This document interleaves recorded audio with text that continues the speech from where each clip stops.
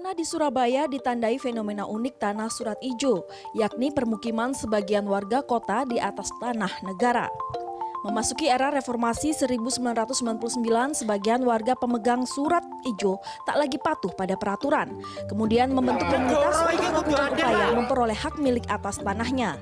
Pada 25 Agustus 2020 lalu, puluhan warga Surabaya pemegang surat ijo ini berdemonstrasi ke Balai Kota Surabaya.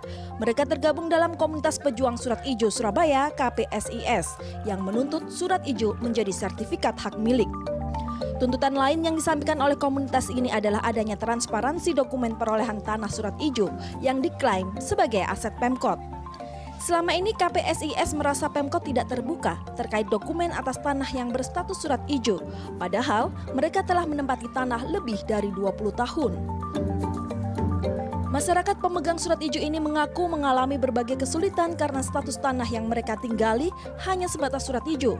Salah satunya adalah mereka tak bisa menggunakan surat ijo sebagai jaminan jika membutuhkan pinjaman dana dari bank. Ketika kami memperoleh IPT, kami tidak bisa menjaminkan di bank. Kami kesulitan semua, kami tidak bisa untuk berusaha seperti teman-teman kita atau saudara-saudara kita yang ada di Surabaya.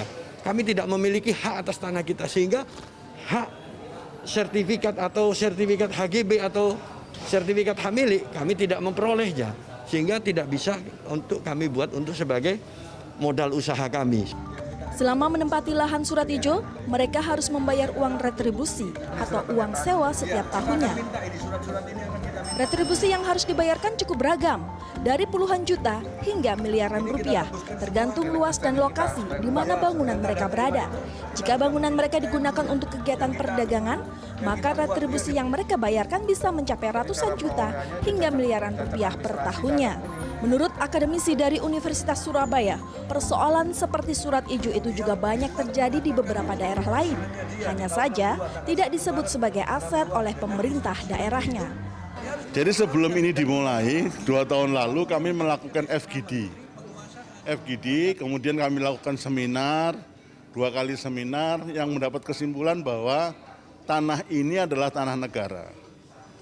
Oleh karena itu, maka sebetulnya harus dilepaskan kepada masyarakat dengan mudah. Ya, karena terikat pada aset, jadi persoalannya menjadi repot gitu. Sebagai akademisi, kami melihat bahwa surat ijo ini adalah sebuah ketentuan yang bertentangan dengan Undang-Undang UU-PA. Ya. Sebenarnya istilah surat ijo sendiri telah muncul sejak zaman Belanda. Jika mengacu pada sejarah, tanah yang bersertifikat surat ijo ini dulunya adalah tanah partikelir, yaitu tanah yang dimiliki swasta Belanda dan pribumi. Para pemilik tanah ini kemudian menyewakan tanah miliknya dengan surat perjanjian yang berwarna ijo. Ketika Belanda terusir dari Indonesia, praktik sewa tersebut kemudian berlangsung hingga kini. Nah, sebenarnya kalau mengacu pada siapa pemilik tanah itu, yang pertama karena tanah partikelir itu kalau mengacu pada undang-undang penyelesaian tanah partikelir itu mestinya memang tanah itu dikuasai oleh negara gitu pada awalnya. Tapi karena memang di sana itu juga sudah ada penduduknya, kemudian nanti kedatangan orang-orang dari luar dan lain sebagainya, ini yang menyebabkan persoalan ini menjadi rumit. Karena kalau misalnya pemerintah itu kemudian mengusir orang-orang ini, pasti problem sosial yang muncul juga tinggi. Bagi warga Surabaya, istilah surat ijo sudah tidak asing dan istilah ini hanya ada di Surabaya. Pelepasan surat ijo sendiri tidak bisa dilakukan dengan tanpa melihat syarat-syarat. Harus ada filterisasi yang ketat. Wali Kota Surabaya, Tri Risma hari ini mengaku sudah berjuang untuk warga pemegang surat ijo agar tuntutan mereka bisa terpenuhi. Namun, pemerintah juga perlu berhati-hati, sebab jika pelepasan aset pemerintah kota tidak dilakukan dengan prosedur yang benar, maka akan menimbulkan masalah. Surat ijo rumahnya, makanya aku ya bingung lah di demo ini. Omahku dewe, omah ijo gitu. Masa aku demo awakku dewe? Hah? Masa aku melo demo, ya kan? Jadi apa ya, gimana? Saya berusaha berjuang saat itu, saya enggak berjanji. Saat itu saya berjuang sampai berapa tahun, akhirnya nggak bisa, ya sudahlah. Akhir jabatan aku yang pertama tak lepas perda itu. Karena sebelumnya aku sudah berjuang gitu. Di mata pemerintah, status tanah dengan surat ijo ini masih milik pemerintah kota dan surat ijo ini menunjukkan adanya hak pengelolaan atau HPL. Kami sampaikan bahwa terhadap tanah-tanah yang ditempat oleh masyarakat yang memegang surat ijo, mereka sesungguhnya adalah penyewa dari pemerintah kota Surabaya. Sehingga kalau mereka mengendaki tanahnya bisa disertifikatkan, harus mengajukan permohonan kepada Wali Kota Surabaya sebagai pemegang hak pengelolaan. Terlepas dari semua permasalahan bagaimana status surat ijo, warga pemegang surat ijo berharap keterbukaan administrasi pemerintah kota Surabaya terkait cara perolehan tanah surat ijo. Hingga kini, tanah ijo di Surabaya ada sekitar 48.000 persil tersebar di 23 kecamatan, 88 kelurahan yang ada di Surabaya. Dan jika ingin mengajukan menjadi sertifikat hak milik atau SHM, maka pemerintah kota harus terlebih dahulu melepaskan asetnya. Ardia Putri, Heru Dwi Sudarmanto, Gancar Wicaksono, Surabaya, Jawa Timur. Assalamualaikum warahmatullahi wabarakatuh. Saya Satria. Di sini saya akan menjelaskan tentang berita yang tadi, yaitu mengenai izin pemakaian tanah atau surat ijo di Surabaya. Yang pertama yaitu dasar hukumnya. Dasar hukum yang pertama yaitu Perda Kota Surabaya Nomor 2 Tahun 2013 tentang retribusi pemakaian kekayaan daerah. Yang kedua yaitu Perda Kota Surabaya Nomor 16 Tahun 2014 tentang pelepasan aset pemerintah Kota Surabaya. Yang ketiga yaitu Perda Kota Surabaya Nomor 20 Tahun 2014 tentang organisasi perangkat daerah.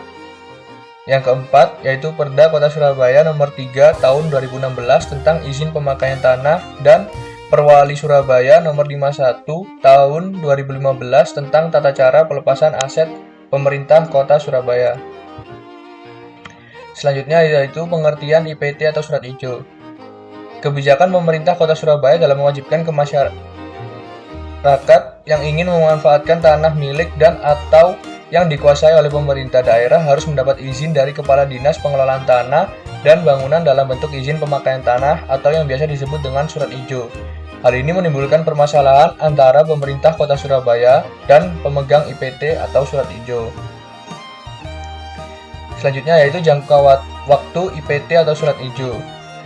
Pada ketentuan pasal 5 Perda Kota Surabaya Nomor 3 Tahun 2016, jangka waktu IPT adalah sebagai berikut.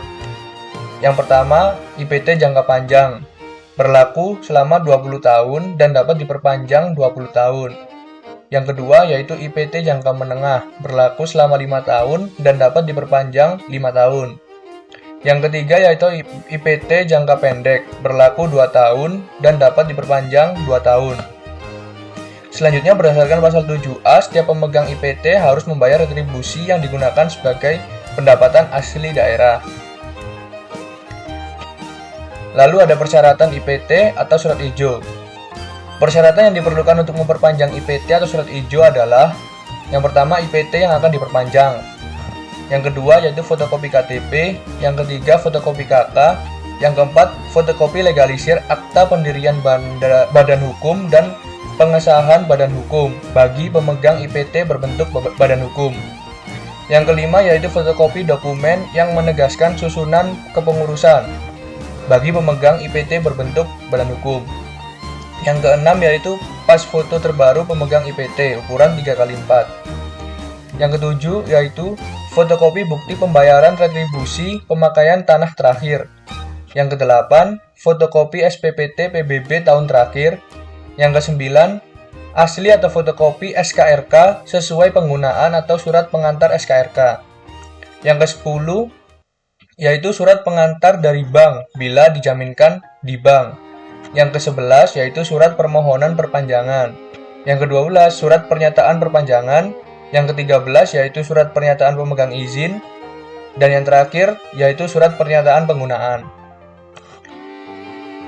Permasalahan IPT atau surat ijo. Pada perkembangannya, penggunaan aset tanah pemerintah Kota Surabaya oleh pihak ketiga melalui IPT mengalami permasalahan antara pemegang IPT dengan pemerintah Kota Surabaya. Pemegang IPT yang telah memakai tanah selama bertahun-tahun ingin mengajukan permohonan hak milik kepada Kantor Pertanahan Kota Surabaya. Sedangkan pemerintah Kota Surabaya tetap menegaskan bahwa tanah-tanah tersebut merupakan tanah milik pemerintah Kota Surabaya.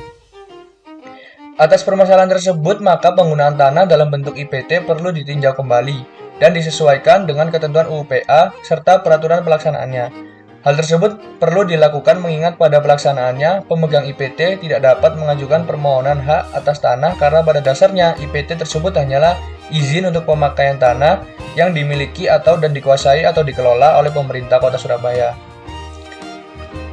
Penyelesaian IPT atau surat ijo adalah sebagai berikut.